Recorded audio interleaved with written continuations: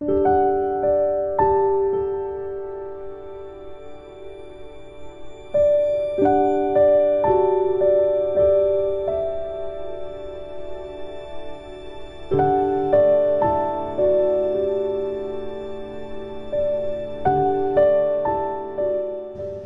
বন্ধুরা, কথক কৌশিকের গল্পের আসরে আপনাদের স্বাগত। আশা করি আপনারা সবাই সুস্থ আছেন। বন্ধুরা, আজ আপনারা শুনবেন প্রাণের লেখক বিভূতিভূষণ বন্দ্যোপাধ্যায়ের দিনলিপিমূলক একটি রচনা তৃণাঙ্কুর। লেখকের এই দিনলিপির সময়কাল 19শে জুন 1929 থেকে জানুয়ারি 1939। লেখকের ভূমিকা। বিভিন্ন অবস্থায় ও বিভিন্ন পারিপার্শ্বিক পরিবর্তনে মনের মধ্যে যে অনুভূতি জাগে, আমার এই দৈনন্দিন লিপিতে তাই প্রতিবিম্বিত হয়েছে মাত্র। কখনো অন্ধকারে, কখনো জ্যোৎস্নাস্নাত রজনীতে, কখনো সুখে, কখনো দুঃখে, গহন পর্বতারণ্যে বা জনকোলাহল মুখর নগরীতে, বিভিন্ন মানুষের সংস্পর্শে বা শান্ত নিঃসঙ্গতার মধ্যে। মন যেখানে নিজেকেই নিয়ে ব্যস্ত ছিল, এইসব রচনার সৃষ্টি সেখানে। পুস্তকে বা পত্রিকায় ছাপার অক্ষরে প্রকাশের জন্য এগুলি লিখিত হয়নি। সেই জন্য বহুস্থলে এই রচনাগুলির মধ্যে এমন জিনিস দেখা দিয়েছে যা নিতান্তই ব্যক্তিগত। লিপি কৌশলের ইচ্ছাও এর মূলে ছিল না। হয়তো দ্রুত ধাবমান রেলের গাড়িতে, কিংবা পথচারী পথিকের স্বল্প অবসরে, পথিপার্শ্বের কোনো বৃক্ষতলে বা শিলাসনে যেসব রচনার উদ্ভব, লেখক মনের কারিকুরি প্রকাশের অবকাশ সেখানে কোথায়? যে অবস্থায় যেটি ছিল, অপরিবর্তিতভাবেই সেগুলি ছাপা হয়েছে। আমার জীবনে ব্যক্তিগত অনুভূতির অতীত ইতিহাসের দিক থেকে এর মূল্য আমার নিজের কাছে যথেষ্ট বেশি। বহু হারানো দিনের মনের ভাব ও বিস্মৃত অনুভূতিরাজি আবার স্পষ্ট হয়ে ওঠে। যেসব অবস্থার মধ্যে আর কখনো পড়ব না, ক্ষণকালের জন্য তার মধ্যে আবার ডুবে যাই এগুলি পড়তে পড়তে। ব্যক্তিগত সুখ দুঃখকে বাণীমূর্তি দেওয়ার এ একটি বড় সার্থকতা বলে মনে করি। আমার জীবনের ও জগতের বহির্দেশে যাঁরা অবস্থিত, তাঁরা এগুলি থেকে কি রস পাবেন আমি জানি না। তবে একথা অনস্বীকার্য যে কৌতুক বা কৌতূহলের মধ্য দিয়ে একটি নৈর্ব্যক্তিক আনন্দের অনুভূতি জীবনের সকল দর্শকের পক্ষেই স্বাভাবিক। কারণ এর মূলে রয়েছে মানব মনের মূলগত ঐক্য। শুরু করছি তৃণাঙ্কুর। 1 মাস পরে আজ আবার কলকাতায় ফিরেছি। এই 1 মাস দেশে কাটিয়েছি অনেককাল পরে। মা মারা যাওয়ার পরে আর এত দীর্ঘদিন একসঙ্গে দেশে কখনো থাকিনি। এই 1 মাস আমার জীবনের এক অপূর্ব আনন্দের অধ্যায়। ডিন ইংগে যাকে ঠিক জয় অফ লাইফ বলেছেন, তা আমি এই গত মাসটিতে প্রাণে প্রাণে অনুভব করেছি। সেরকম নিভৃত শান্ত শ্যামল মাঠ ও কালো জল নদীতীর না হলে মনের আধ্যাত্মিক পুষ্টি কেমন করে হবে? শহরের কর্মকোলাহলে ও লোকের ভিড়ে তার সন্ধান কোথায় মিলবে? তাই যখন জটাখালির ভাঙা কাঠের পুলটাতে দুধারের মজা গাং ও বাঁড় এবং মাথার উপর অনন্ত নীলিমা, নিচে ঘন সবুজ গাছপালা, ধানক্ষেত, বিল, গ্রামসীমার বাঁশবন, মাটির পথের ধারে পুষ্পভারনত বাবলা গাছের সারি, দূরের বটের ডালে বউকথা কও পাখির ডাক, এসবের মধ্যে প্রতি বিকালে গিয়ে বসতাম। তখন মনে হতো আর শহরে ফিরে যাবার আবশ্যক নেই। জীবনের সার্থকতা অর্থ উপার্জনে নয়, খ্যাতি প্রতিপত্তিতে নয়, লোকের মুখে সাধুবাদে নয়, ভোগে নয়। সে সার্থকতা শুধু আছে জীবনকে গভীরভাবে উপলব্ধি করার ভেতরে, বিশ্বের রহস্যকে বুঝতে চেষ্টা করবার আনন্দের মধ্যে। এইসব শান্ত সন্ধ্যায় বসে এই অসীম সৌন্দর্যকে উপভোগ করায়। সে কথা বুঝেছিলাম সেদিন। তাই সন্ধ্যার কিছু আগে জীবনের এই অনন্ত গতিপথের কথা ভাবতে ভাবতে অপূর্ব জীবনের আনন্দে আত্মহারা হয়ে পড়েছিলাম। সন্ধ্যার অন্ধকার গ্রাহ্য না করেই কুঠির মাঠের অন্ধকার, ঘন নির্জন ও সাপদসংকুল পথটা দিয়ে একা বাড়ি ফিরলাম। আর নদীর ধারে অপূর্ব আকাশের রং লক্ষ্য করে তার পরদিনও ঠিক সেই মনের ভাব আবার অনুভব করলাম। এরকম এক একটা সময় আসে যখন বিদ্যুৎ চমকে অনেকখানি অন্ধকার রাস্তা একেবারে দেখতে পাওয়ার মতো সারা জীবনের উদ্দেশ্য ও গভীরতা যেন এক মুহূর্তে জানতে পারা যায়, বুঝতে পারা যায়। শুধু সৌন্দর্যই এই বিদ্যুৎ আলোর কাজ করে মানসিক জীবনে, কিন্তু এই সৌন্দর্য বড় আপেক্ষিক বস্তু। একে সকলে চিনতে পারে না, ধরতে পারে না। কানকে, চোখকে, মনকে তৈরি করতে হয়। সঙ্গীতের কানের মতো সৌন্দর্যের জ্ঞান বলে একটা জিনিসের অস্তিত্ব আছে। শিমুল গাছের মাথাটার উপরকার আকাশটার দিকে চেয়ে দেখে নিয়ে বামে নতিডাঙ্গার দিকে চোখ ফিরিয়ে নিতেই রক্ত মেঘস্তূপ যেন যুগান্তের পর্বত শিখরের মতো আকাশের নীল স্বপ্নপটে, তার ওপারে যেন জীবন পারের বেলাভূমি। আনন্দ আবছায়ার মতো সন্ধ্যার ধূসর অন্ধকারে একটু একটু চোখে পড়ে। রোজ আমাদের বাড়ির পাশের বাঁশতলার পথটা দিয়ে যেতে যেতে বাল্যের শত ঘটনা, কল্পনা, আশা, দুঃখ সুখের স্মৃতি মনে জেগে উঠত। এইসব বনের প্রতি গাছপালায়, পথের প্রতি ধূলিকণায় যে 25 বছর আগের এক গ্রাম্য বালকের সহস্র সুখ দুঃখ জড়ানো আছে, কেউ তা জানবে না। আর 100 বছর পরে তার ইতিহাস কোথায় লেখা থাকবে? কোথায় লেখা থাকবে এক মুগ্ধমতী 8 বছরের বালক জীবনে প্রথম গ্রামের উত্তর মাঠে তার জ্যাঠামশাইয়ের সঙ্গে বেরিয়ে এসে কি আনন্দ পেয়েছিল? কোথায় লেখা থাকবে তার মায়ের হাতে ভাজা তালের পিঠে খাওয়ার সেই আনন্দের কাহিনী? সেদিন সন্ধ্যার সময় আমাদের ঘাটে স্নান করতে নেমে নতুন ওঠা চতুর্থীর চাঁদের দিকে চোখ রেখে ভাবতে ভাবতে এইসব কথা বেশি করে মনে জাগছিল। গোপালনগরের বারোয়ারির যাত্রা দেখতে গিয়ে তাই সেই ছেলেটার কথা মনে পড়ল যে আজ 25 বছর আগে কৃষ্ণ ঘোষের তামাকের দোকানের বারান্দাতে বসে তার বাবার সঙ্গে যাত্রা দেখতে দেখতে দময়ন্তীর দুঃখে ফুঁপিয়ে ফুঁপিয়ে কাঁদত। সেসব কথা যাক। অদ্ভুত এই জীবন, অপূর্ব এই সৃষ্টির আনন্দ। নির্জনে বসে ভেবে দেখো, মানুষ হয়ে উঠবে। অনেককাল পরে গরিবপুরে নিমন্ত্রণ খেতে গিয়ে খিনু ও তার বোন রানীর সঙ্গে দেখা হলো। আজ প্রায় 16 বছর আগে ওদের বাসাতে বাড়ির ছেলের মতো থাকতুম। তখন আমিও বালক, ওরা নিতান্ত শিশু। সেই খিনুকে যেন আর চিনতে পারা যায় না। এত বড় হয়ে উঠেছে, এত দেখতে সুন্দর হয়েছে। রানীও তাই। কতক্ষণ তারা আমাকে কাছে বসিয়ে পুরনো দিনের গল্প করতে লাগলো, আপনার বোনেদের মতো। ছাড়তে আর কিছুতে চায় না। শেষকালে রানী তার শ্বশুরবাড়ির ঠিকানা দিয়ে কলকাতায় গেলেই যেন সেই ঠিকানায় গিয়ে তার সঙ্গে দেখা করি, এ অনুরোধ বারবার করলে। এবার আরও সকলের চেয়ে ভালো লেগেছে যেদিন রামপদর সঙ্গে বেড়াতে বেড়াতে মোল্লাহাটি ছাড়িয়ে পাঁচপোতার বাউড়ের মুখে গিয়েছিলাম। এক তালিবন শ্যাম গ্রামরাজি। আকাশের কি নীল রং, ইছামতির কি কালো জল। নৌকোতে আসবার সময় জ্যোৎস্না রাত্রে নির্জন কাশবনের ও জলের ধারের বন্যে বুড়ো গাছের ও মাথার উপরকার নক্ষত্রবিরল আকাশের কি অসীম সম্ভাব্যতার ইঙ্গিত। এই আনন্দদিনের ইতিহাস পাছে ভুলে যাই, তাই লিখে রেখে দিলুম। অনেককাল পরে খাতাখানা খুলে দেখতে দেখতে এইসব আনন্দের কাহিনী মনে পড়বে। তাই একটা কথা আজকাল নির্জনে বসে ভাবলেই বড় মনে পড়ে। এই পৃথিবীর একটা স্পিরিচুয়াল নেচার আছে। আমরা এর গাছপালা, ফুল ফল, আলো ছায়া, আকাশ বাতাসের মধ্যে জন্মগ্রহণ করেছি বলে, শৈশব থেকে এদের সঙ্গে ঘনিষ্ঠ পরিচয়ের বন্ধনে আবদ্ধ বলে এর প্রকৃত রূপটি ধরা আমাদের পক্ষে বড় কঠিন হয়ে পড়ে।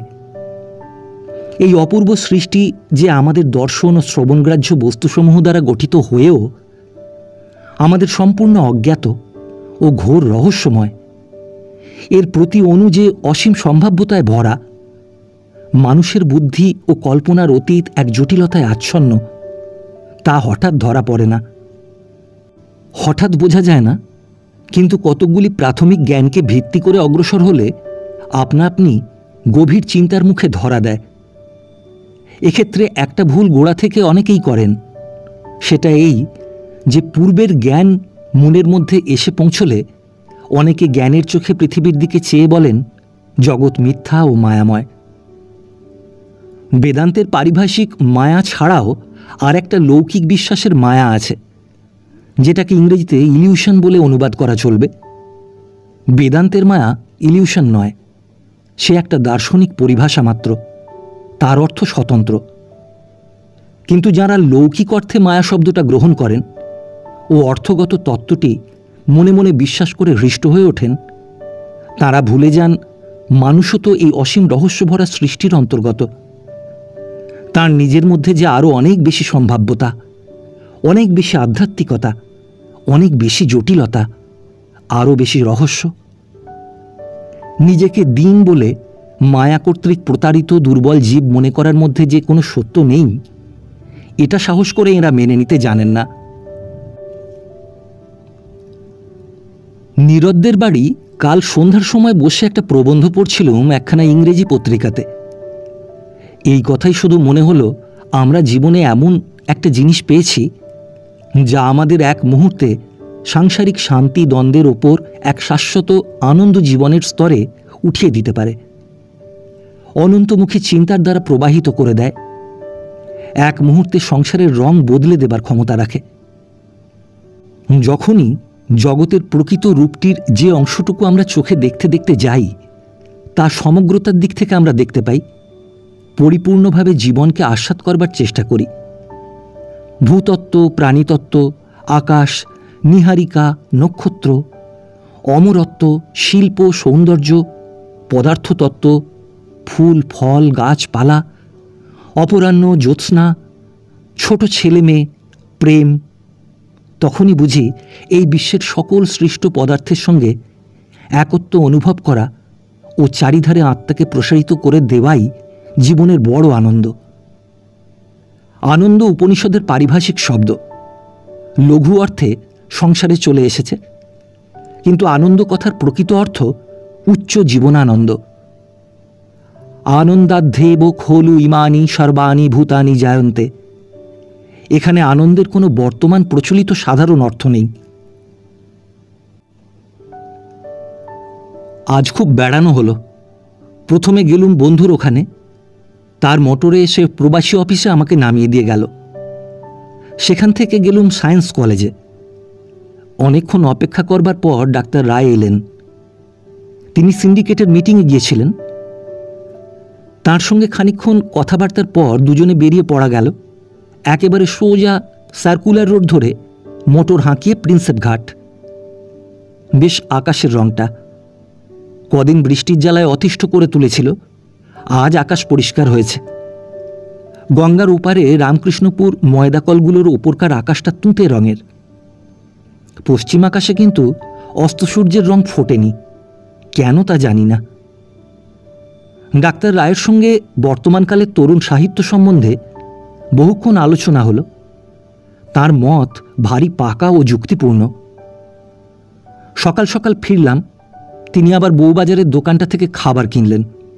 আমায় বললেন মাঝে মাঝে দেখা করবার জন্য। জীবনে যদি কাউকে শ্রদ্ধা করি তবে সে এই ডাক্তার পিসি রায়কে। সত্যিকারের মহাপুরুষ। বহু সৌভাগ্যে তবে দর্শন লাভ ঘটে, এ কথা আমি মনে প্রাণে বিশ্বাস করি। অধিকক্ষণ কথাবার্তা কইবার পর মনে হয় যে সত্যি কিছু নিয়ে ফিরছি। আজ প্রবাসীতে গিয়ে পথের পাঁচালী বইটার প্রথম ফরমাটা ছাপা হয়েছে দেখে এলুম। সে হিসাবে আমার সাহিত্য জীবনের আজ একটা স্মরণীয় দিন। ওটা ওদের ওখানে কাল শনিবারে পড়া হবে। ডাক্তার কালিদাস নাগ ও সুনীতিবাবু কাল থাকবেন বলেছেন।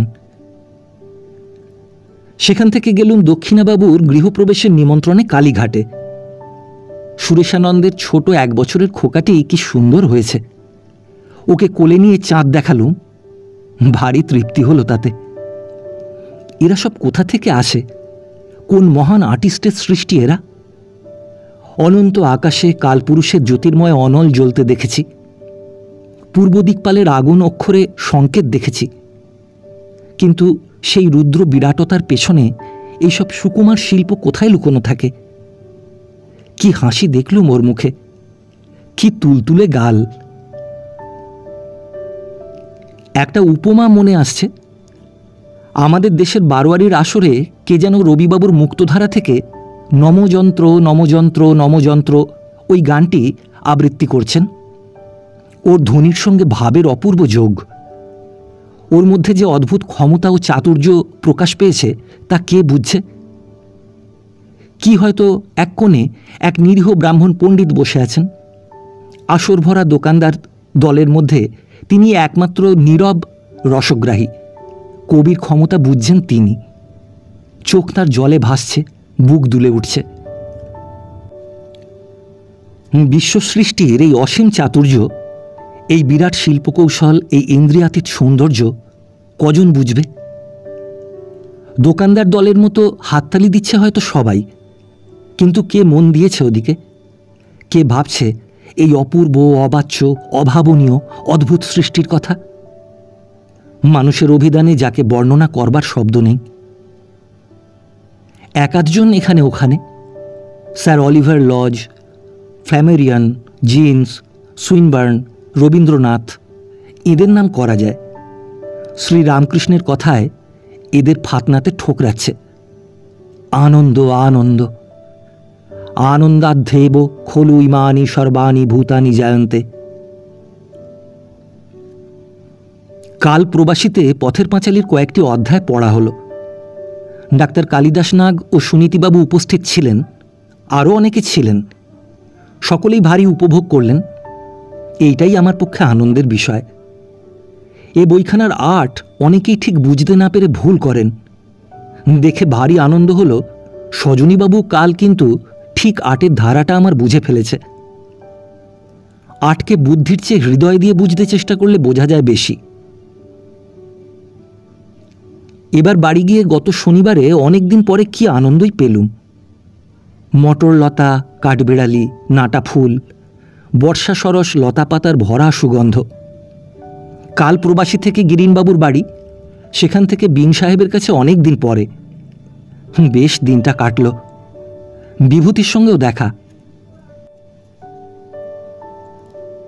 আজ সকালে উঠে অনেক দিন পরে ইসমাইলপুরের সেই কীর্তনের গানটা মনে পড়ল। যা তো রহি, শেষ দুটো কথা ছাড়া আর আমার কিছু মনে নেই, অথচ গানের ভাবটা আমি জানি। ভারী আনন্দ হলো আজ মনে। শুধুই মনে হচ্ছিল জীবনটাকে আমরা ঠিক চোখে অনেক সময় দেখতে শিখিনি বলেই যত গোল বাঁধে। জীবন আত্মার একটা বিচিত্র অপূর্ব অভিজ্ঞতা। এর আস্বাদ শুধু এর অনুভূতিতে। সেই অনুভূতি যতই বিচিত্র হবে, জীবন সেখানে ততই সম্পূর্ণ, ততই সার্থক। সেই দিক থেকে দেখলে দুঃখ জীবনের বড় সম্পদ, দৈন্য বড় সম্পদ, শোক, দারিদ্র, ব্যর্থতা বড় সম্পদ, মহৎ সম্পদ। যে জীবন শুধু ধনে মানে, সার্থকতায়, সাফল্যে, সুখে, সম্পদে ভরা, শুধুই যেখানে না চাইতে পাওয়া, শুধুই চারিধারে প্রাচুর্যের, বিলাসের মেলা, সে জীবন অশ্রুকে জানে না, অপমানকে জানে না, আশাহত ব্যর্থতাকে জানে না। যে জীবনে শেষ রাত্রের জ্যোৎস্নায় বহুদিন হারা মেয়ের মুখ ভাববার সৌভাগ্য নেই, শিশুপুত্র দুধ খেতে চাইলে পিটুলি গোলা খাইয়ে প্রবঞ্চনা করতে হয়নি, সে জীবন মরুভূমি। সে সুখ সম্পদ, ধনসম্পদ ভরা ভয়ানক জীবনকে আমরা যেন ভয় করতে শিখি। এক এক সময় মনটা এমন একটা স্তরে নেমে আসে যখন জীবনের আসল দিকটা বড় চোখে পড়ে যায়। আজ অনেক দিন পরে একটা সেই ধরনের শুভ দিন। কলকাতার শহরে এদিন আসে না। আজ একটি স্মরণীয় দিন এই হিসাবে যে আমার বইখানার আজ শেষ ফরম্যাটই ছাপা হলো।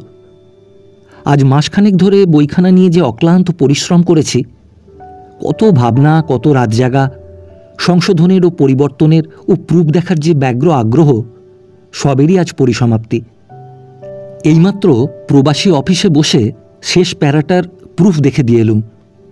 ঠিক 2 মাস লাগলো ছাপতে। ঘন বর্ষার দিনটি আজ, আকাশ মেঘাচ্ছন্ন। দূরে চেয়ে কত কথা মনে পড়ে, কিন্তু সেসব কথা এখানে আর তুলব না। শুধুই মনে হয় সেই ভাগলপুরে নিমগাছের দিকের ঘরটাতে বসে বনাত মোড়া সেই টেবিলটাতে সেই সব লেখা, সেই কার্তিক সাবর স্টেশনে গাছের তলায় শীতকালে পাতা জ্বালিয়ে আগুন পোহানো, গঙ্গার ধারের বাড়িটার ছাদে কত স্তব্ধ অন্ধকার রজনীর চিন্তাশ্রম, সেই কাশবনে ঘোড়া ছুটিয়ে যেতে যেতে সেই সব ছবি, সবারই আজ পরিসমাপ্তি ঘটল। উফ, গত 6 মাস কি খাটুনিটাই গেছে। জীবনে কখনো বোধহয় আমি এরকম পরিশ্রম করিনি, কখনো না। ভোর 6টা থেকে এক কলমে এক টেবিলে বেলা 5টা পর্যন্ত কাটিয়েছি। মাথা ঘুরে উঠেছে, তখন একটু ট্রামে করে বেড়াতে বেরিয়েছি।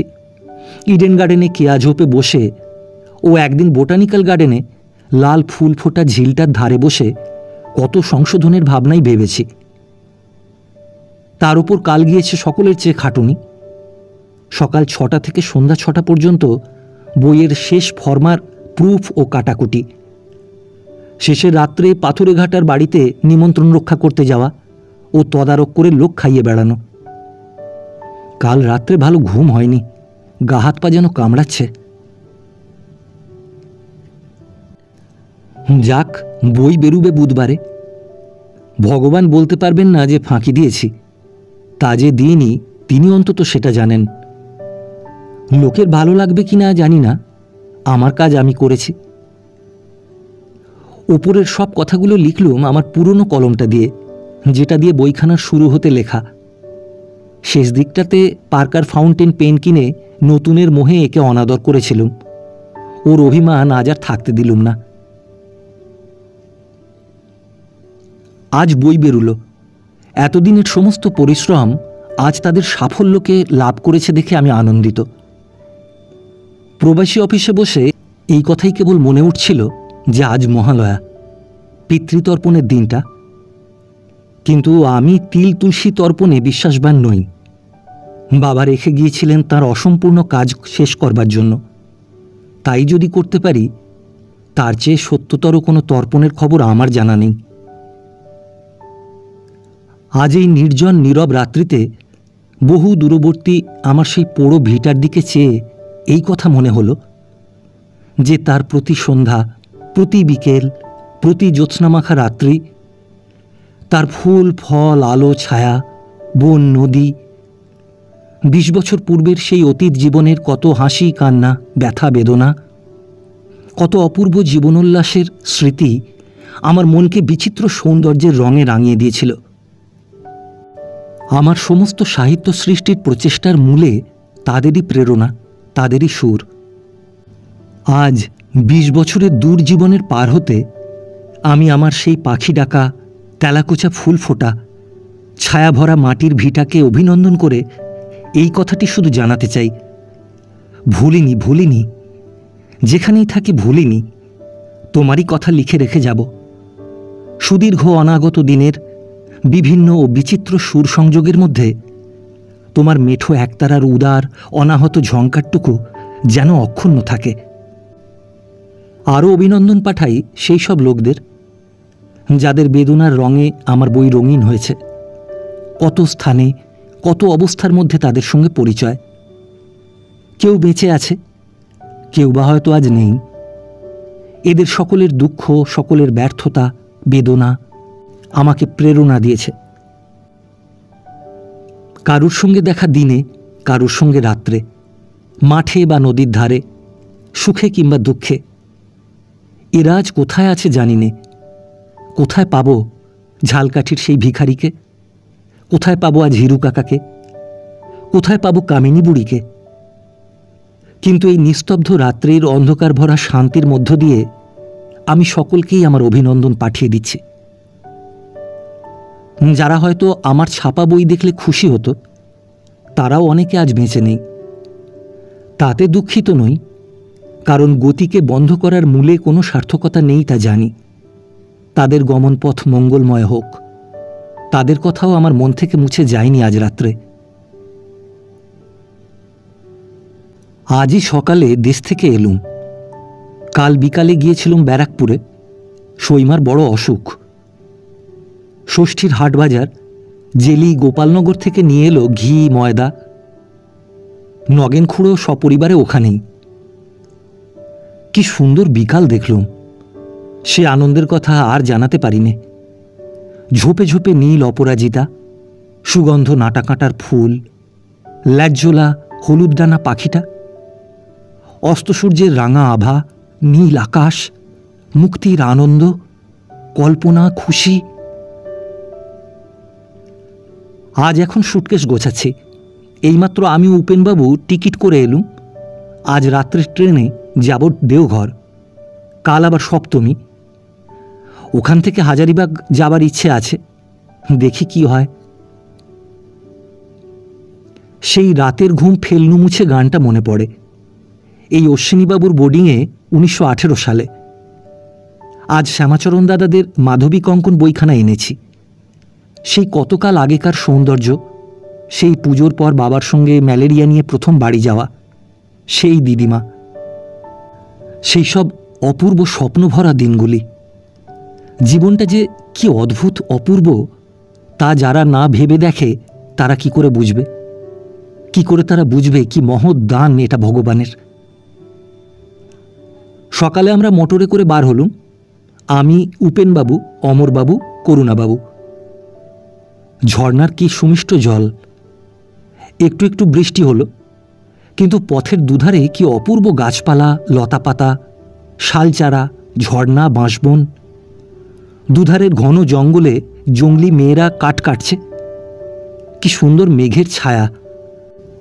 ত্রিকুটের দু এক স্থান থেকে নিচের দৃশ্য বড় মনোরম। এক স্থানে বাঁশের ছায়ায় বসে ডায়েরি রাখলুম। বড় সুন্দর দৃশ্য। অর্ধেকটা উঠে বড় পরিশ্রম হলো বলে সকলে ওপরে উঠতে চাইলেন না। ওই কুহকিনী লীলে কে তোমারে আবরিল। দিব্য শালবনের ছায়ায় বসে ডায়েরি রাখলুম। আবার মনে পড়ে বাড়ির কথা। আজ বিজয়া দশমী।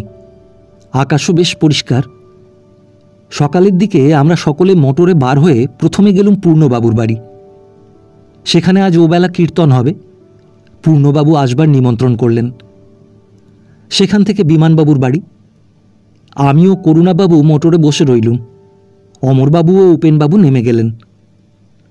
সেখান থেকে কর্ণীবাগে ফকিরবাবুর ওখানে যাওয়া গেল। একটু দূরে মাটির মধ্যে তপবনের পাহাড়টা চোখে পড়ল। কালকার বালানন্দ স্বামীর আশ্রমটাও পাশেই পড়ল দেখলুম। আজ কিন্তু সেখানে লোকের ভিড় ছিল না। কতকগুলি এদেশি স্ত্রীলোক রঙিন কাপড় পরে দাঁড়িয়েছিল দেখলুম। সেখান থেকে করুণাবাবুর বাড়ি হয়ে এক ব্যারিস্টারের বাড়িতে অমরবাবুর কি কাজ ছিল তা সেরে যাওয়া গেল দুর্গা মণ্ডপের ঠাকুর দেখতে। দুর্গা প্রতিমা ভারী সুন্দর করেছে। অমন সুন্দর প্রতিমার মুখ অনেকদিন দেখিনি। তারপরে বাঙালিদের পূজা মণ্ডপে এসে খানিকক্ষণ থাকতেই তারা খেতে বললে, কিন্তু আমি তখনও স্নান করিনি, কাজেই আমার হলো না। বিকালে নন্দন পাহাড়ে বেড়াতে গেলুম। এত সুন্দর স্থান আমি খুব বেশি দেখিনি, এ কথা নিঃসন্দেহে বলা যাবে। পাহাড়ের উপর গাছপালা বেশি নেই, বন্য আতাগাছি বেশি, কিন্তু পিছনে ধূসর ত্রিকুট পাহাড়ের দৃশ্য ও সামনে অস্তরাগ রক্ত আকাশের তলে ডিগ্রিয়া পাহাড়ের শান্ত মূর্তি বাস্তবিকই মনে এক অদ্ভুত ভাব আনে। দূরে দূরে শাল মহুয়া বন, শুধু উঁচু নিচু ভূমি ও বড় বড় পাথর এখানে ওখানে পড়ে আছে। অনেকে পাহাড়ের উপর বেড়াতে এসেছেন। এত সুন্দর হাওয়া। এ কথায় মনে হলো বাল্যকালে মডেল ভগিনী বইয়ে এই নন্দন পাহাড়ের হাওয়ার কথা পড়েছিলুম। চারিধারে বন তুলসীর জঙ্গলের মধ্যে বসে ডিগ্রিয়া পাহাড়ের আড়ালে অস্তমান সূর্যের দিকে চোখ রেখে কত কথাই মনে আসছিল। উপেনবাবুর ও দ্বিজেনবাবুর অবিশ্রান্ত বকুনির দিকে আমার লক্ষ্য ছিল না। হঠাৎ মনে হলো আজ আমাদের গ্রামেও বিজয়া দশমী। সারা বাংলাতে আজ এ সময়টিতে কত নদীতে কত বাজ খেলার উৎসব, কত হাসি মুখ। আমাদের গ্রামের বাঁওড়ের ধারেও এতক্ষণ বিজয়ার আড়ং চলছে। এতক্ষণে বাদাময়রা তেলে ভাজা জিলিপি বিক্রি করছে। সবাই নতুন কাপড় পরে সেজে এসে বাঁওড়ের ধারে দাঁড়িয়ে আছে ঠাকুর দেখবার জন্যে। ছেলেবেলার মতো বাঁওড়ে বাজ হচ্ছে। মনে পড়ে অত্যন্ত শৈশবের সেই শালুক ফুল তোলা, তারপরে বড় হয়ে একদিনের সেই বন্ধুর কাছে 4 পয়সা ও মুরগির কাহিনীটা। ফিরে আসতে আসতে মনে হলো এতক্ষণ আমাদের দেশে পথে পথে নদীর ধারে প্রিয় পাড়াগাঁয়ের সুপরিচিত ভাটশাওরার বনে অপরাহ্নের ছায়া ঘনিয়ে এসেছে। সেই কটুতিক্ত অপূর্ব সুঘ্রাণ উঠছে, সেই পাখির ডাক। এখানকার মতো দূরপ্রসারী উচ্চাবচ পাথুরে জমি ও শাল মহুয়া পলাশের বন সেখানে নেই। এরকম পাহাড় নেই, স্বীকার করি, কিন্তু সেই সব অপূর্ব মধুর আরামই বা এখানে কোথায়? মনে পড়ে বহুকাল পূর্বে এই সময়ই শৈশবের সেই মাধবী কঙ্কন ও জীবন প্রভাত, সেই পাকাটি রাঁটি ও ছিঁড়ে পুকুর। বইখানা সেদিন শ্যামাচরণ দাদার কাছ থেকে চেয়ে নিয়ে এলুম। সেই সব দিনের অপূর্ব মধুর স্মৃতি সারা জীবন অদৃশ্য ধূপবাসের মতো ঘিরেই রইল। এই নিয়েই তো জীবন, এই চিন্তাতে, এই স্মৃতিতে, এই যোগে। এই মনন ও ধ্যান ভিন্ন উচ্চ জীবনানন্দ লাভ করবার কোনো উপায় নেই। এ আমার জীবনের পরীক্ষিত সত্য।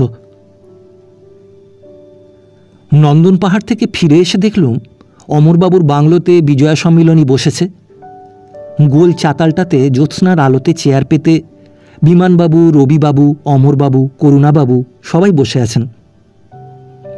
বিজয়ার আলিঙ্গন ও কুশলাদির আদান প্রদানের পর চা ও খাবার খাওয়া হলো। একটু পরে ফকিরবাবু এলেন। অনেকক্ষণ ধরে সাহিত্যিক আলোচনা চলল। আমি ও বিমানবাবুর জামাতা রবিবাবু অনেকক্ষণ ধরে টলস্টয় ও রুশীয় সাহিত্যিকদের সম্বন্ধে আলোচনা করলুম। রবিবাবু আমার পথের পাঁচালীর প্রশংসা করছিলেন। বললেন, অনেকে বলছেন পথের পাঁচালী শেষ হলে বিচিত্রা ছেড়ে দেব। আমিও করুণাবাবু ঘরের মধ্যে এসে বসে সিগারেট খেলুম ও ফকিরবাবুর বিরুদ্ধে আমাদের ঝাল ঝাড়তে শুরু করলুম। তারপরে এক পশলা বৃষ্টি হয়ে সেটা একটু কমে গেল। বিমানবাবু ও রবিবাবু চলে গেলেন। আমরাও পূর্ণবাবুর বাড়িতে কীর্তন শুনতে গেলুম। দক্ষিণা ঘোষ বলে একজন ভদ্রলোক সেখানে বৈষ্ণব ভক্তিশাস্ত্র সম্বন্ধে অনেক কথা বলছিলেন। আমার বেশ লাগল। খুব জ্যোৎস্নার মধ্যে দিয়ে জোরে মোটর হাঁকিয়ে অনেক রাত্রে বাংলোতে ফেরা গেল। বেশ লাগছিল। কাল সকালে সম্ভবত গিরিডি হয়ে ওই পথে মোটর বাসে হাজারিবাগ ও সেখান থেকে রাঁচি হয়ে কলকাতা ফিরব। দেখি কি হয়। আকাশ পরিষ্কার না থাকলে কোথাও যাব না। অমরবাবুর দৌহিত্র অমিতের কথাগুলি ভারী মিষ্টি। 3 বছরের শিশু, বেশ লাগে ওকে। এইমাত্র সন্ধ্যা 6টার দিল্লি এক্সপ্রেসে দেওঘর থেকে ফিরে এলুম। সারা দিনটা কাটল বেশ। বড় রোদ ছিল। করুণাবাবু সারা পথ কেবল গানের বই বার করেন আর আমাকে এটা ওটা গাইতে বলেন। করুণাবাবু সম্পূর্ণ বেসুরে গাইতে থাকেন। মধুপুরে আমার নেমে উশ্রী জলপ্রপাত দেখতে যাবার কথা ছিল, কিন্তু উপেনবাবু নামলেন না বলে আমিও আর নামলুম না। তাতে আমার মন খারাপ ছিল। সেটা দূর করে দেওয়ার জন্যে আমার মুখের সামনে একটা সিগারেট ধরলেন। তারপর আবার চলল তাঁর সেই বেসুরে গজল গাওয়া। শিশির কুমার ঘোষের বড় ছেলেও আমাদের সঙ্গে যাচ্ছিলেন। বেশ লোক। হুগলি ব্রিজ থেকে সবাই ঝুঁকে পড়ে দেখতে লাগলো। আমার মনে হলো সেই এক ফাল্গুন দিনে চুঁচুড়ায় শখের থিয়েটার ও গোলাপ ফুলের কথা। সেই দুপুরের ঝমঝম রোদে, ফাল্গুনের অলস অবশ হাওয়ায় এই স্টেশনের সেই প্ল্যাটফর্মে পায়চারির কথা কি কখনো ভুলব? মধ্যে আবার খুব বৃষ্টি এলো। কলকাতায় কিন্তু বৃষ্টি একটু একটু মাত্র। উপেনবাবু বললেন, আমার অনুচরগণ হেরে গিয়েছে। এইমাত্র মেসের বারান্দাতে নির্জনে জ্যোৎস্নার আলোতে বসে আছি। বেশ লাগছে। মন মুক্ত, কারণ সম্মুখে প্রচুর অবসর। এরই মধ্যে দেওঘর যেন দূর হয়ে পড়েছে। আজই সকালে উঠে যে সূর্যোদয়ের পূর্বে আমি দেওঘরের পথে পথে বেরিয়েছি, তা কি স্বপ্ন? আজই তো ভোরে পশ্চিমাকাশে ধূসর ডিগ্রিয়া পাহাড়ের রহস্যভরা মূর্তি ও ত্রিকুটের পেছনের আকাশের অরুণছটা রক্ত সৌন্দর্য দেখেছি, তা যেন মনের সঙ্গে ঠিক খাপ খাচ্ছে না। করুণাবাবুকে বড় ভালো লাগল। কি শান্ত, সরল, হাস্যপ্রিয়, সরস স্বভাবের যুবক। গান গলায় নেই, তবু অনবরত গান গাইতে গাইতে জোরে চেঁচাতে চেঁচাতে এলেন। সকলে মুচকি হাসছে, গোপনে চোখ ইশারা করছে পরস্পরে। তাঁর দৃক্পাতও নেই, তিনি তা বুঝতেও পারছেন না। আপন মনে গান গেয়েই চলেছেন, আর আমাকে ডেকে ডেকে বলছেন, আসুন বিভূতিবাবু, এইটে ধরা যাক, আসুন। আমার সুর ও তাঁর গলার বেসুরতে খারাপ হয়ে যাচ্ছে। তাঁর দৃক্পাতও নেই, সুর বেসুর সম্বন্ধে জ্ঞানও নেই। শিশুর মতো সরল ভদ্রলোক। Men such of these are the salt of the earth. পরশু থেকে কি বিশ্রী বাদলা যে চলছে। কাল গেল কোজাগরী পূর্ণিমার লক্ষ্মী পূজার দিনটা, কিন্তু সারা দিন কি ভয়ানক বর্ষা আর নিরানন্দের মধ্যে দিয়েই কাটল। আজও সকাল থেকে শুরু হয়েছে। কাল সারা রাতের মধ্যে তো এক দণ্ড বিরাম ছিল না বৃষ্টির। কার্তিক মাসে এরকম বাদলা জীবনে এই প্রথম দেখলাম। এসব সময়ের সঙ্গে তো বাদলার অ্যাসোসিয়েশন মনে নেই, তাই অদ্ভুত মনে হয়। অন্ধকার হয়ে এসেছে, টেবিলে বসে কিছু দেখতে পাচ্ছি না, মনে হচ্ছে আলো জ্বালতে হবে। কাল যখন গিরিজাবাবুর সঙ্গে বসে গল্প করছিলাম, তখন কেবল ঘণ্টাখানেকের জন্য একটু ধরেছিল। রেঙ্গুন যাওয়ার কথা উমেশবাবু যা লিখে রেখে গিয়েছেন, তা এই বৃষ্টিতে কি করে হয়? আকাশ পরিষ্কার না থাকলে কোথাও গিয়ে সুখ নেই। কাল রাত্রে গিয়েছিলাম শিমুলতলা। সেখানে থেকে আজ সকালের ট্রেনে বার হয়ে এখানে এসে সন্ধ্যায় পৌঁছানো গেল। ঠিক সন্ধ্যায় গঙ্গার পুলটি পার হবার সময় এই শান্ত হেমন্ত সন্ধ্যার সঙ্গে কত কথা জড়ানো আছে যেন মনে পড়ে। সেই হুগলি ঘোলঘাট স্টেশন, সেই কেওটা, সেই হালিশহর, সেই হুগলি, বহু দূরের বাড়ির সেই শান্ত অপরাহ্ন, যেখানে পথের ধারে শ্যামাচরণ দাদারা কাঠ কাটিয়েছে। শৈশবের মতো সেই কাঠের গুঁড়িগুলো এখনো পথের ধারে যেন রয়েছে। এসব ভাবলে সে এক অপূর্ব বিচিত্র আনন্দে মন পরিপূর্ণ হয়। জীবনের এই মধুর প্রভাত দিনগুলির কথা মনে হয়। কাল দিদিমা গল্প করছিল কবে নাকি সেই জাহ্নবী স্নানে কেওটা গিয়েছিলেন। বাবা সকালে মুখ ধুচ্ছিলেন, আমি পেছনে দাঁড়িয়েছিলাম। বুড়ি ঠিক মনে করে রেখেছে। সেই দিনটি থেকে জীবন আরম্ভ হয় না। এসেই ওদের বাড়ি গেলুম জগদ্ধাত্রী পূজার নিমন্ত্রণে। বিভূতি, ঘণ্টু খুব খেলা করলে। সেখান থেকেই ফিরছি। ভারী ঘটনাবহুল দিনটি। ভোরে উঠে প্রথমে গেলুম হেঁটে ইডেন গার্ডেনে। শিশিরসিক্ত ঘাসের ধারে ধারে বেড়াতে বেড়াতে খালের জলের রক্ত মৃণালগুলি দেখছিলুম। দুটি রাঙা ফ্রক পরা ফিরিঙ্গি বালিকা ফুল তুলে বেড়াচ্ছিল। কিয়াঝোপে খানিকটা বসে বসে আলোক সারথীর ছক কাটলুম। পরে যা অপরাজিত নামে প্রকাশিত। পরে দুখানা বায়োস্কোপের টিকিট কিনে বাড়ি ফেরবার পথে রমাপ্রসন্নের ওখানে হয়ে এলুম। বিকালে প্রথমে গেলুম প্রবাসী অফিসে। কেদারবাবু মোটরে ঢুকছেন, গেটের কাছে নমস্কার বিনিময় হলো। সজনীর ঘরে গিয়ে দেখি ডাক্তার সুশীল দে বসে আছেন। একটু পরে নিহারবাবুও এলেন। খুবখানি গল্পগুজবের পর তিনজনে গেলুম সজনীর বাড়ি। উষা দেবী চলে গিয়েছেন, আমার বইখানি গিয়েছেন নিয়ে। সেখানে বাঁশি বাজে ফুলবনে গানটা শুনলাম না বটে, একটা জৌনপুরি টোরি রেকর্ড শুনলাম। চাপানের পরে ডাক্তার দে বাড়ি চলে গেলেন। আমরা তিনজনে গেলুম বায়োস্কোপে। পথে বারবার চেয়ে দেখছিলুম। আজ পূর্ণিমা। মানিকতলা স্পারের পেছন থেকে পূর্ণচন্দ্র উঠছে। বহু দূরের আমাদের বাড়িটাতে নারকেল গাছটার পেছন থেকে চাঁদটা ওই রকম উঠছে হয়তো। সেই সময়টা সেই আমার অপূর্ব ভ্রমণ, রাজপুত জীবন সন্ধ্যা। সে কি অপূর্ব শৈশবের আনন্দ, উৎসাহ, কি অপূর্ব বিচিত্র জীবনটা, তাই শুধু ভাবি। সানরাইজ ফিল্মটা মন্দ নয়, হিন্দুস্থান রেস্তোরাঁয় খেতে গিয়ে গিরিজাবাবুর সঙ্গে দেখা, নমস্কার বিনিময় ও আলাপ হলো। বাবু বিপিসিসি থেকে রিটার্নড হয়েছেন শুনলুম। মনটা একটু দমে গেল। বায়োস্কোপ দেখে ফেরবার পথে দীনেশ দাসের সঙ্গে দেখা। প্রবাসী অফিসে মানিকবাবু জানালেন কেদারবাবু মঙ্গলবারে লেখা চান। আবার প্রবাসীতে যাবার আগে বিচিত্রা অফিসে উপেনবাবু ডেকে পাঠিয়েছিলেন, তিনিও খুব শীঘ্র লেখা চান। সাব এডিটরের ডিক্লারেশনটা শীঘ্র দিতে হবে তা তিনি জানালেন। তারপর বায়োস্কোপ থেকে গেলুম বিভূতিদের বাড়ি, নিমন্ত্রণ ছিল। সেখানে দেখি বৈঠকখানাতে বায়োস্কোপ হচ্ছে। বিভূতি বসতে বললে। তারপর দেবেন ও হিরুদের সঙ্গে খেতে বসা গেল। অনেক দিন পরে আজ আবার সেই রাস পূর্ণিমা। বেরিয়ে অনেকদিন আগের মতো একখানা রিক্সা করে জ্যোৎস্নায় ছাতিম ফুলের গন্ধের মধ্যে দিয়ে বাসায় ফিরলুম।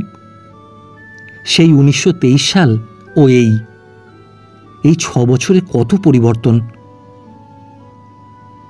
কে জানতো ওপরের ডায়েরিটা লিখবার সময় যে এই দিনটাতেই রাস পূর্ণিমার বায়োস্কোপের আসরেই ওদের বাড়ির সিদ্ধেশ্বরবাবুর সঙ্গে আমার শেষ দেখা। বাসায় এসে বারান্দায় রেলিং ধরে জ্যোৎস্নাভরা আকাশটার দিকে চেয়ে চেয়ে মনে হচ্ছিল যেন এক গ্রহদেব এই অনন্ত জ্যোৎস্নার মধ্যে দিয়ে হু হু করে উড়ে চলেছেন ওপরে, আরও ওপরে, সজোরে সবেগে। পায়ের নিচে পুরাতন পরিচিত পৃথিবীটা রইল পড়ে। বহু দূর আকাশে যেখানে পরমাণু তৈরি হচ্ছে, উল্কারা ছুটছে, ছায়াপথ ছড়িয়ে আছে, নক্ষত্র ছুটছে সেইখানে। বন্ধুর জ্বর হয়েছে, আজ দাদাকে পত্র দিয়েছি। দাদা যেতে বলেছেন। তা কি করে হয়? সেদিন বন্ধুর অত্যাচারের কথা কত শুনলুম। তার স্ত্রী, বোন ও শাশুড়ি ঠাকুরুন বললেন। শুনে দুঃখ হয়, কিন্তু উপায় কি? জ্যোৎস্না রাত্রে আমাদের বাড়িটা বহু দূরে কেমন দাঁড়িয়ে আছে। কাঠ কাটা হয়েছে। আমাদের বাড়ির সামনে ছেলেবেলাকার মতো পথের উপর তার দাগ রয়েছে, শ্যামাচরণ দাদাদের কাঠ। সে এক জীবন। কি বিচিত্র, কি অদ্ভুত, কি অপূর্ব এই জীবনধারা! একে ভোগ করতে হবে। এই অপূর্ব জ্যোৎস্নায় ইসমাইলপুরের জন্য মন উদাস হয়ে যায়, যেন তার বিশাল চরভূমি, কালো জঙ্গল, নির্জন বালিয়াড়ি আমাকে ডাক দিচ্ছে। কাল স্কুলে 6টায় ম্যানেজিং কমিটির মিটিং। এদিকে আবার 3টের সময় ডাক্তার দের ওখানে চা পানের নিমন্ত্রণ। আজ দুপুরে মনে পড়ছিল বোর্ডিংয়ে থাকতে ট্রাভেলার্স রিটার্ন গল্পটা কি অপূর্ব ইমোশন নিয়ে পড়তাম। বাল্যের সেই সব অপূর্ব ইমোশন মনে পড়লেই মনে হয় কি অপূর্ব এবং বিচিত্র এই জীবনধারা। সেদিনের সন্ধ্যায় নন্দরাম সেনের গলিতে যাওয়া, সেই চালের গুদাম, সেই শুভঙ্করী পাঠশালার সামনে আমার সহপাঠীর বাড়ি মনে পড়ে। কি সুন্দর! এসবের জন্য কাকে ধন্যবাদ দেব? কসময়ী দেবায় হবিষা বিধেম। আজ মনের মধ্যে এক তীব্র ক্রিয়েটিভ আনন্দ অনুভব করলুম। কলকাতায় এসে পর্যন্ত 1 বছরের মধ্যে তা হয়নি কোনো দিন। আজ সন্ধেবেলা হঠাৎ কি হলো আমার, অকারণ আনন্দে মনের পাত্র উপচে পড়ছে। একে যেন ধরে রাখা যাচ্ছে না। মন যেন কি বলে বুঝতে পারিনে। কত কথা মনে হলো। সারা জীবনের আনন্দ ও সৌন্দর্য আজ আমার মনে ভিড় করেছে। স্মরণীয় দিন, অতি স্মরণীয় দিন। এরকম কিন্তু খুব বেশি দিন আসে না। ইনস্টিটিউটে সেই মহিলা পর্যটকের কথা পড়ছিলুম। তুষারবর্ষী শীতের রাত্রে উত্তর মেরু প্রদেশের বরফ জমা নদী ও অন্ধকার অরণ্যভূমির মধ্যে তিনি তাঁবু ফেলে রাত্রে বিশ্রাম করতেন। দূরে মেরুপ্রদেশীয় নর্দার্ন লাইট জ্বলে, একা তিনি তাঁবুতে। Amidst a waste of frozen river and dark forests. সেখানকার নৈশ নীরবতা, নির্জনতা, গভীর শান্তি। মাথার ওপর হলুদ রঙের চাঁদ, অবাস্তব, অন্য গ্রহের জ্যোতিষ্কের মতো দেখায়। নৈশ আকাশে অগণ্য নক্ষত্র। আশেপাশে শুভ্র তুষারাবৃত পাইন অরণ্যের আড়ালে লোলুপ নিকড়ের দল। আর ভাবতে পারা যায় না, মনকে বড় মুগ্ধ ও অভিভূত করে। সন্ধেবেলা এসে চেয়ারটাতে বসে চুপ করে ভাবতে ভাবতে মনে পড়ল, এইসব শীতের রাত্রে ছেলেবেলায় আমাদের বাড়ির পেছনের ঘন বনে শিয়াল ডাকত গভীর রাত্রে। সেই বিপদের ভয়, অজানার মোহ, গ্রাম্য জীবনের সৌন্দর্য অদ্ভুত, অপূর্ব। আরও মনে পড়ল ইসমাইলপুরের জ্যোৎস্না রাত্রির সেই অপার্থিব উইয়ার্ড বিউটি। সেই এক পূর্ণিমা রাত্রি শুভ্র জ্যোৎস্নার ঢেউয়ের নিচে আকন্দ গাছ। স্বপ্নে যেন দেখি সেই কুমোরদের বাড়ি চাক ঘোরাচ্ছে দাশু, পঞ্চাননতলায় কালী পুজো। ভগবান, কি অসীম বিচিত্রতা দিয়ে এই জীবন, আমার শুধু নয় সকলের জীবন গড়ে তুলেছ। তা কে দেখে, কে বোঝে?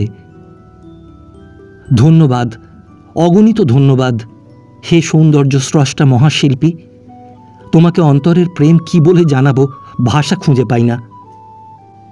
এ তো শুধু পৃথিবীর সুখ দুঃখের কথা লিখছি, তবুও তো আজ নাক্ষত্রিক শূন্যের কথা ভাবিনি, অন্য অন্য জগতের কথা তুলিনি, অন্য গ্রহ উপগ্রহের কথা ওঠাইনি, দূর দূরান্তের কথা তুলিনি। নতুন বছরের প্রথম দিনটাতে এবার মোটরে করে শ্রীনগর গেলুম। চালকি থেকে খুকিকে তুলে নিলুম। পরে গোপালনগরের বাজারে বঙ্কু ড্রাইভার গৌরকে হরিবোলা ঠিক করে দিলে। ড্রাইভারটা প্রথমটাতে মেঠো পথে যেতে চায় না, অবশেষে অনেক করে রাজি করানো গেল। সিমলাতে গিয়ে কালীকে ডাকতে পাঠানো গেল, সে নাকি ভাত রাঁধছে। একটি ছোট মেয়ে জল নিয়ে এলো বালতিতে করে। খাবার খেয়ে নিয়ে আমরা আবার হলুম রওনা। শ্রীনগরের বনের মাথায় মটর ফুলের মতো একরকম ফুল অজস্র ফুটে আছে, এত চমৎকার লাগছিল। আসবার সময় ডাইনে পশ্চিম আকাশে সূর্য অস্ত যাচ্ছিল। আকাশের কি চমৎকার রংটা যে! রাত 8টার সময় পৌঁছে গেলুম কলকাতা, ঠিক 4টের সময় সিমলা থেকে ছেড়ে। এ যেন কেমন অদ্ভুত লাগে। সেন্স অফ স্পেস মানুষের ক্রমেই কেমন পরিবর্তিত হয়ে যাচ্ছে। 100 বছর পূর্বে যা কিনা পাকা 3 দিনের পথ, গরুর গাড়িতে 4 দিনের পথ ছিল। কে জানে আমাদের পৌত্র বা প্রপৌত্রদের সেন্স অফ স্পেস আরও কত পরিবর্তিত হবে। আজ অনেকক্ষণ কার্জন পার্কে একা একা বেড়ালুম। পশ্চিম আকাশে সূর্যটা অস্ত যাচ্ছিল। আমার শুধু মনে যুগ যুগের কল্পনা জাগে। ওই নক্ষত্রটা যে ওইখানে উঠেছে, ওতেও কত অপূর্ব জীবনলীলা। মৃত্যু, বিরহ এসব যদি জীবনে না থাকতো তবে জীবনটা একঘেয়ে বৈচিত্র্যহীন হয়ে পড়ত। হারাবার শঙ্কা না থাকলে প্রেম, স্নেহ হয়তো গভীর ও মধুর হতে পেত না। তাই যেন মনে হয় কোনো সুনিপুণ শিল্পস্রষ্টা এর এমন সুন্দর ব্যবস্থা করেছেন যেন অতি তুচ্ছ দরিদ্র লোকেরও জীবনের এই গভীর অনুভূতির দিকটা বাদ না যায়। এই জীবনের অবদানকে খুব কম লোকেই বুঝলে কেউ এ সম্বন্ধে চিন্তা করে না। সকলেই দৈনন্দিন আহার চিন্তায় ব্যস্ত।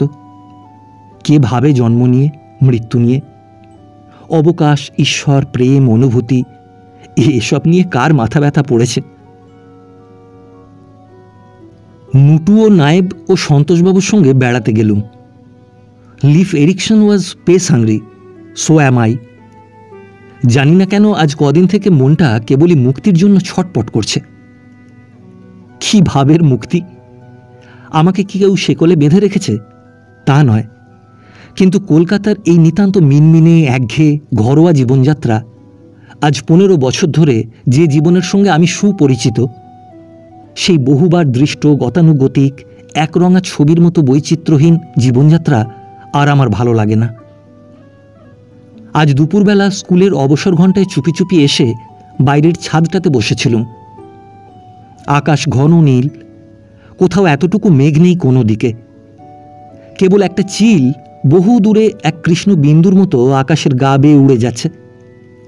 সেদিকে চোখ রেখে ভাবতে ভাবতে আমার মন কোথায় যে উড়ে গেল। কি অপূর্ব প্রসারিত করে দেওয়ার আকাঙ্ক্ষা যে মনে জাগল, সেসব কথা কি লিখে পারা যায়? মনের সেই উচ্চ আনন্দের বর্ণনা দেওয়ার উপযুক্ত ভাষা এখনো তৈরি হয়নি। কিন্তু কেন সেই আনন্দটা এলো তাও বুঝতে পারি। সেটা এলো শুধু জগতের বড় বড় মরু, বিশাল অরণ্যভূমি, দিক দিশাহীন সমুদ্র, মাঠ ও বনঝোপ, মুক্ত প্রকৃতির অপূর্ব মুক্ত রূপের কল্পনায়। বুঝতে পারি এরই জন্য মনটা হাঁপাচ্ছে। প্রকাণ্ড কোনো মাঠের ধারে বন, বনের প্রান্তে একটি বাংলো, কিংবা জঙ্গলে ঘেরা অভ্রের খনি, বালু মিশ্রিত পাথুরে মাটির গায়ে অভ্রকণা চিকচিক করছে, নয়তো উচ্চাবচ পাহাড়ি জমি, যেদিকে চোখ যায় শুধুই বন। এই রকম স্থানেই যেতে চাই, থাকতে চাই।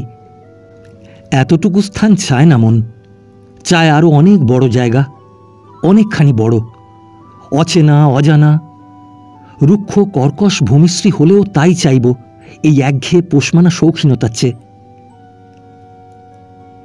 সন্ধ্যেবেলা যে ছবিটা দেখতে গেলুম গ্লোবে, সেটাও আমার আজকের মনের ভাবের সঙ্গে এমন চমৎকার খাপ খেয়ে গেল।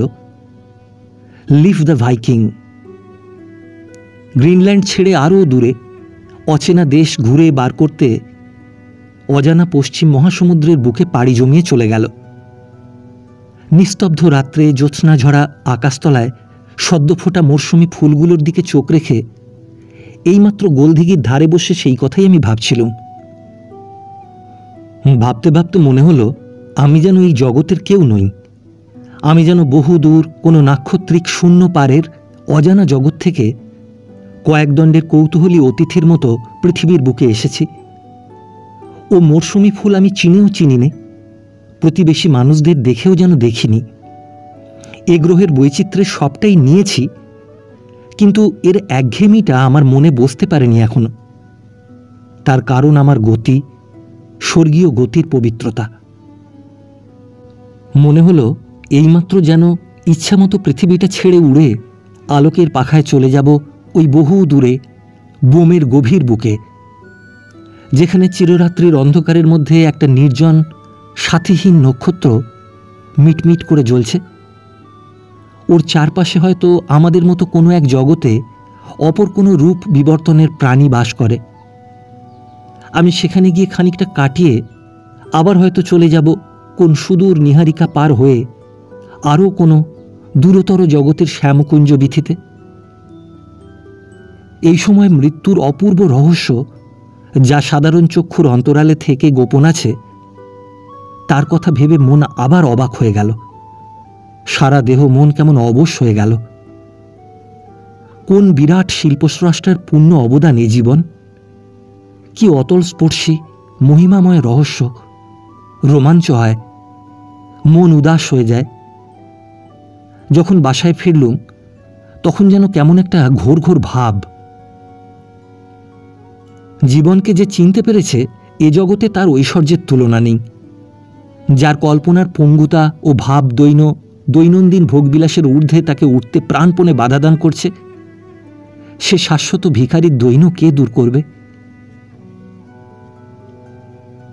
আজ অনেককাল পরে, প্রায় 12 বছর পরে, শিশিরবাবুর চন্দ্রগুপ্তের অভিনয় দেখে এইমাত্র ফিরছে।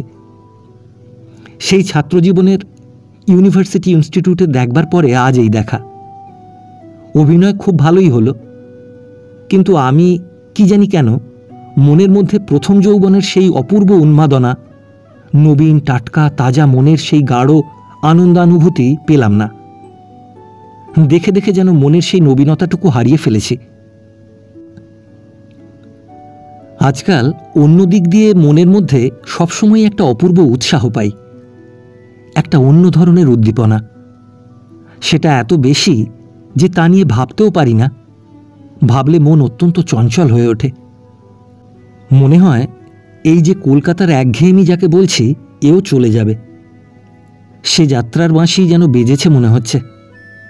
বহু দূরে যাত্রা, সমুদ্রের পাড়ে, প্রশান্ত মহাসাগরের পাড়ে। নানা দার্শনিক চিন্তা মনে আসছে, কিন্তু রাত হয়েছে অনেক, আর কিছু লিখব না। কদিন বেশ কাটছে। অনেকদিন পরে কদিনের মধ্যে ভোম্বলবাবু, ননী, নানুপ্রসাদ এরা সব এসেছিল। সেদিন অনেকদিন পরে রাজপুরে গেলুম। খুকির সঙ্গে দেখা হলো, ভারী যত্ন আদর করলে। তারপর একদিন গড়িয়ায় জলের ধারের মাঠে আমিও ভোম্বল বেড়াতেও গেলুম। কত কি গল্প আবার পুরনো দিনের মতোই হলো। একদিন আমি অবশ্য একা গিয়েছিলাম, পূর্ণিমার দিন। আজ বসে বসে সেই দিনগুলোর কথা ভাবছিলাম। যাত্রা দলের ছেলে ফণি বাড়িতে খেতে এলো। বাবা বর্ধমান থেকে এলেন। তারও অনেক আগে যখন বকুলতলায় প্রথম বারোয়ারির বেহালা বাজানো শুনে অবাক হয়ে গিয়েছিলাম, সেই সব টাটকা তাজা আনকোরা আনন্দ এখনও কিন্তু যেন ভাবলে কিছু কিছু পাই।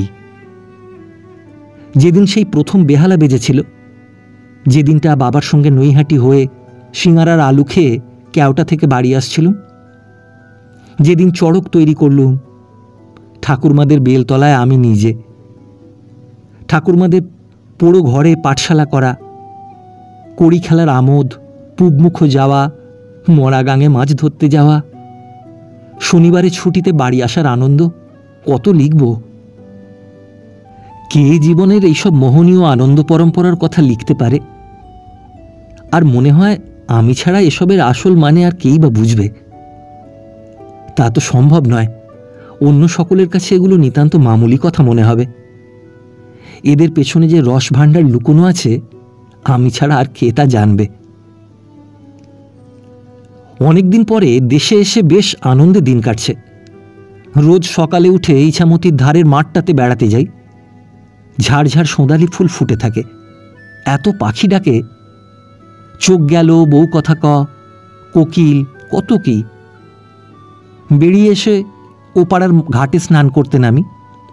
ওপারের চরের শিমুল গাছটার মাথায় তরুণ সূর্য ওঠে। দুপারে কত শ্যামল গাছপালা, সোঁদালি ফুলের ঝাড় মাঝে মাঝে দুলতে দেখলেই আমার মনে কেমন অপূর্ব আনন্দ ভরে ওঠে। প্রভাতে পাখিরা যে কত সুরে ডাকে, জলের মধ্যে মাছের ঝাঁক খেলা করে।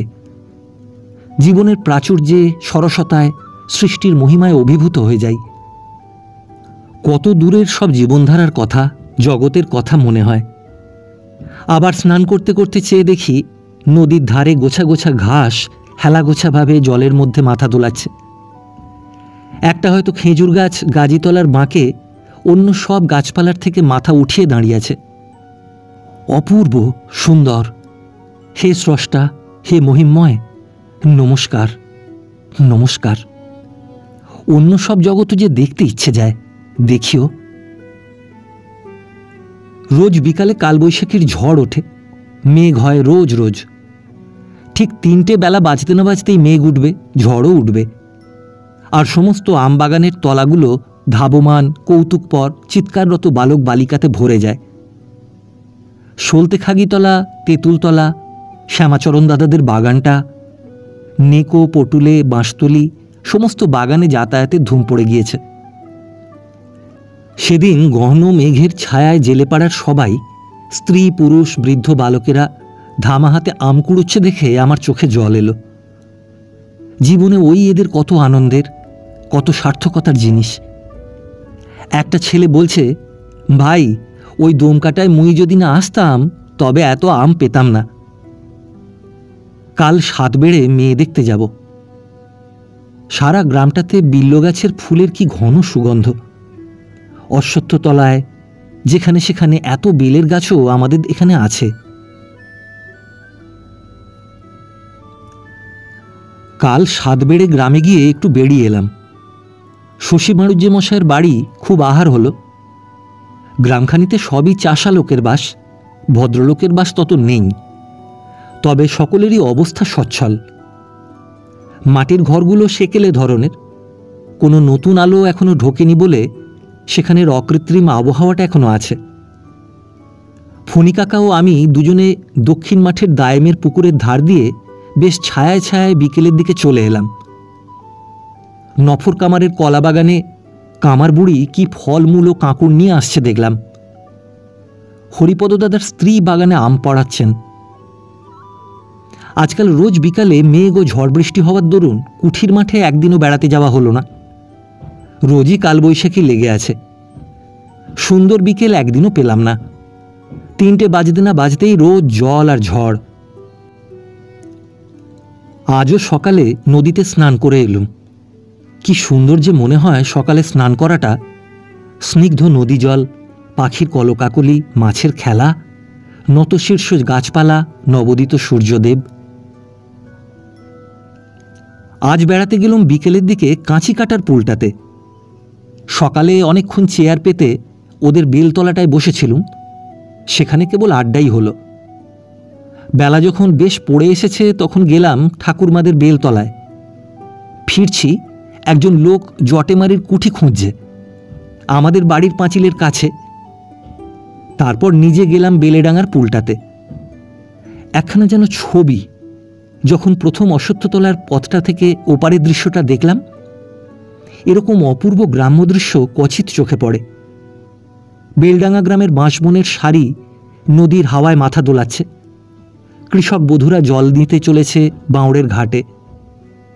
দুপারে সবুজ আউশের ক্ষেত, মজুরেরা টোকা মাথায় খেতে খেতে ছাঁটার কাজ করছে। ছোট ডোঙা চেপে কেউ বা মাছ ধরতে বেরিয়েছে, যেন ওস্তাদ শিল্পীর আঁকা এক অপূর্ব ভূমিশ্রীর ছবি। একটি বৃদ্ধ ব্রাহ্মণ মাথায় মোট নিয়ে পাঁচপোতা থেকে ফিরছে। গোসাই বাড়ির কাছে বাসা করেছে। বললে নাম বঙ্কুবিহারী চট্টোপাধ্যায়। দেখে ভারী কষ্ট হলো। একা, ভাগ্যহীন, অসহায় মানুষ।